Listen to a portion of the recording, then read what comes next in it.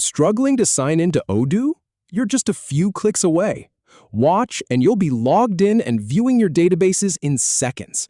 We'll walk through the login page, entering your credentials, and picking the right database to start working. First, open your browser and head over to the official Odoo website to get started. Once you're there, look for the Sign In button at the top right and click on it. In the Sign In form, go ahead and enter your email address in the designated field. Now type in your password just below, being careful to check for any typos as you go. Then click the Sign In button, which will log you into your account. After signing in, you'll see a page listing all the databases that belong to your account. Pick the one you want to work with and click the Connect button to launch it.